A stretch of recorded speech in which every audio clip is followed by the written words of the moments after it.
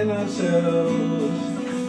We killed it all and ourselves. We have ourselves to blame for what we've done.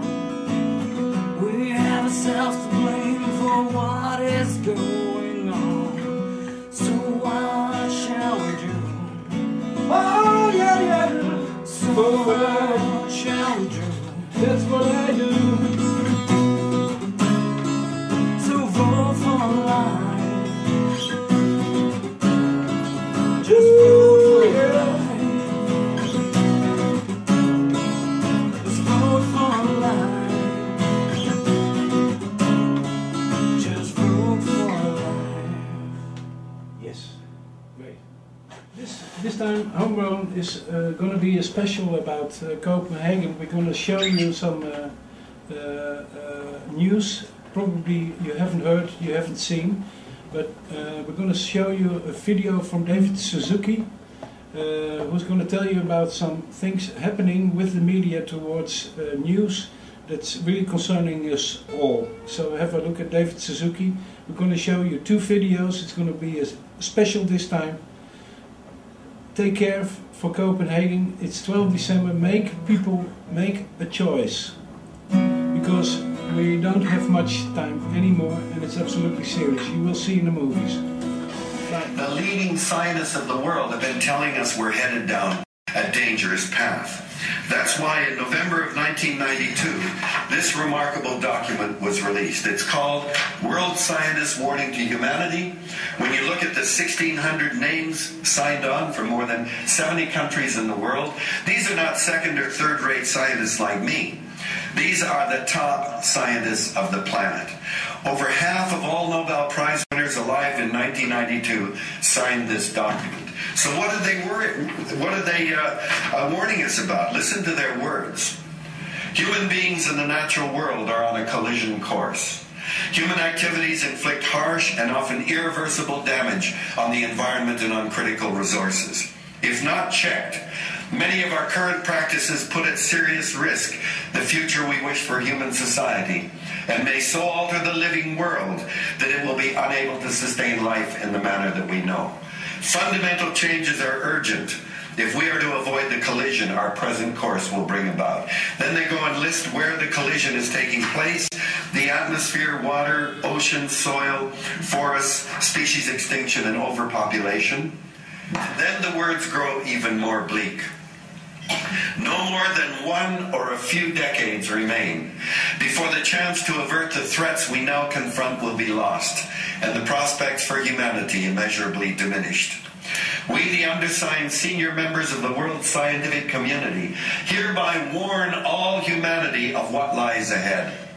A great change in our stewardship of the earth and life on it is required if vast human misery is to be avoided and our global home on this planet is not to be irretrievably mutilated.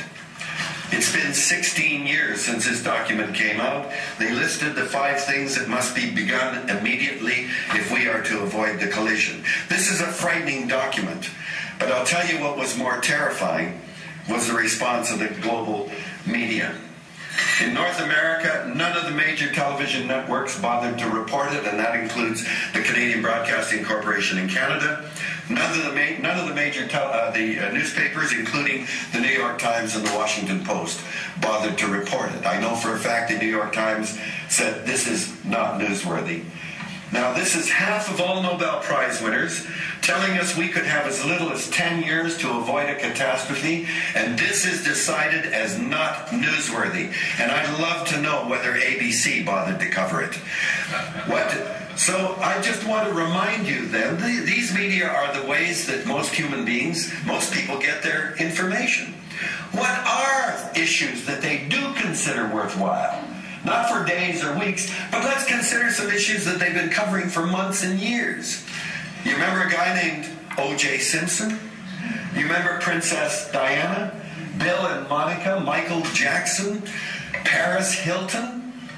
And I guarantee you none of these people or what they were involved in will have any significance at all in the future. And this is what the media spend their time obsessed with. And when over half of all Nobel Prize winners usher this out of this warning, this is considered not newsworthy. That, I believe, is terrifying. And then we began discovering that there were these little pockets of ancient sunlight in it, finding coal here and a little bit of oil there.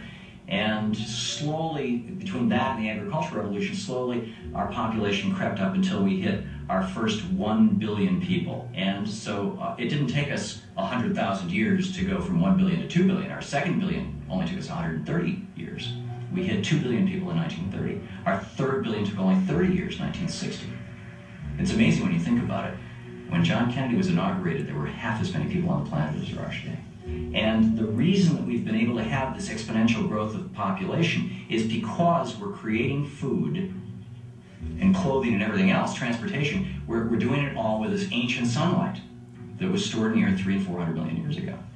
And if we were to have to go back to simply living off current sunlight, lacking technology, the planet couldn't sustain more than 500 million to, at the most, 1 billion people. We're seeing that now already. After 200 years of the Industrial Revolution, we didn't know what we were creating. We didn't know the damage that was being created. We're sensing that. So as we go forward with technology even more powerful than before, we have magnified the presence of the human race inside the ecology. Therefore, we can do vastly more damage with our technological prowess than we could before. We have to be even more cautious. So we're in the center of XIII.Copenhagen. This area was measured by Cominac, the mining company, and it's supposed to be safe. In just a few days of survey, they've already...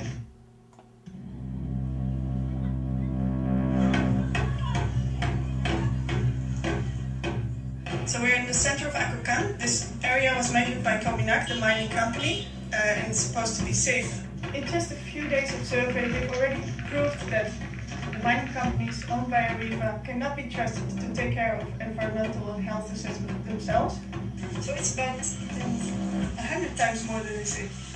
The people of these villages are exposed to unnecessarily high levels of radiation. This is even more than we measured in the underground uranium mine. Areva says that it's a legacy that they're dealing with, that it's based on bad practices in history. But it's happening now. There's still radioactive material in the streets of XIII.Copenhagen, so there should be a comprehensive independent assessment to assure that the people from XIII.Copenhagen are safeguarded from the risks of the mining operations. The mining companies owned by Areva are not taking care of this problem. It's their responsibility and they should take action now.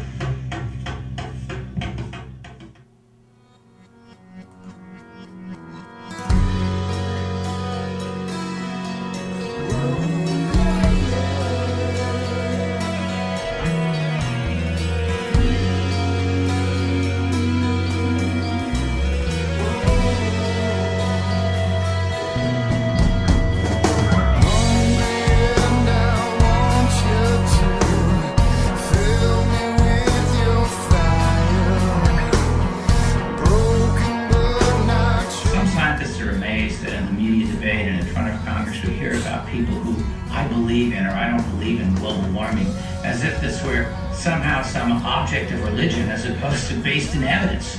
And scientists look at evidence.